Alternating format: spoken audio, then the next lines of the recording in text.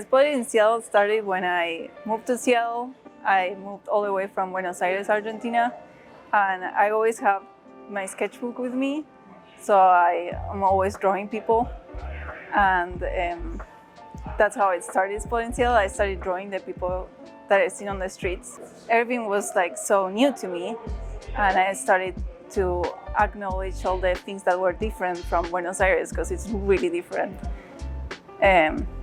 The way that people dress, the way that people walk, the way the solo wheels, we don't have that much there. I think it was more of a natural progression. I started posting it on social media and I wanted to put a name to it, so I created like Spotted in Seattle, and I would say like, just like I would say always the same thing, like I would tell a little story about where I saw it, and then I say Spotted in Seattle, and that's how it all started. And then this opportunity came up, and it was an opening for King Street Station.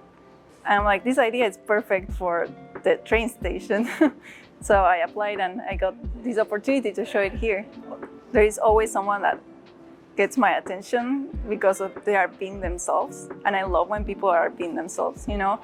And I like to put that in paper and see, and I like to think to myself, like, why is that person being so special? And like, it's not a copy paste from, like, a society can become very gray if we are all the same and walking the same way or dressing the same way.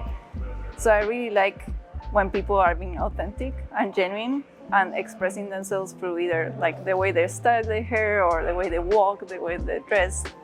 And I love putting that in paper and make that last during time.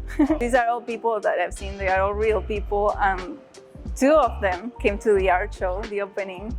It was really fun to have them. One of them is a very famous character in Capitol Hill. Apparently, I didn't know when I saw him.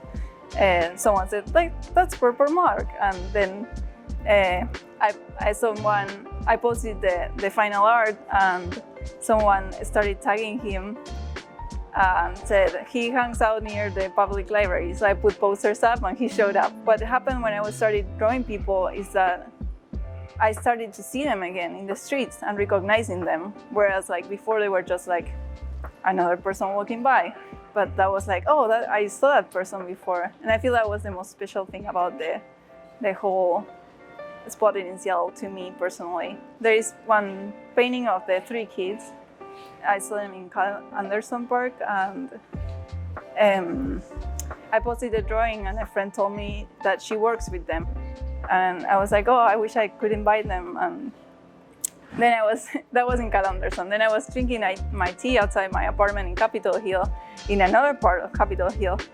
And I was drinking, and then I'm like, those are the three kids. They were walking past my apartment, and I was like, that was amazing. Like, I'm a very nostalgic person.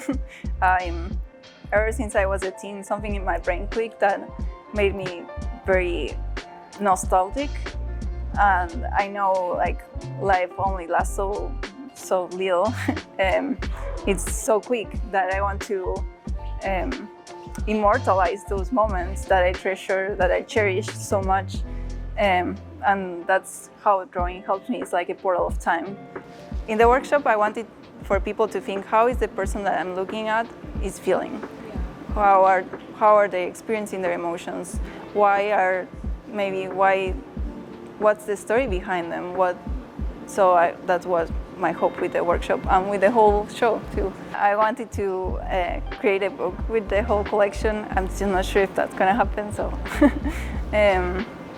because it's a Kickstarter, so it's still not funded and it's coming up soon. I wanted for people to bring the whole concept of Spotted in Seattle to their homes, and I feel that can happen with one piece, but it's more powerful with multiple pieces.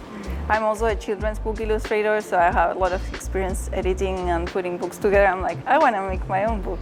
I'm always going to be drawing, so I'm always going to be drawing people around me. They can find me on my social medias, Art of Agustina, or agustinaforest.com. It's my website, and I'm constantly playing and creating, so stay tuned there because there's a lot more coming up for sure. Thank you. you. I mean, that's all I have. Thank you so much, Tom. Thank you for being in conversation. Yeah.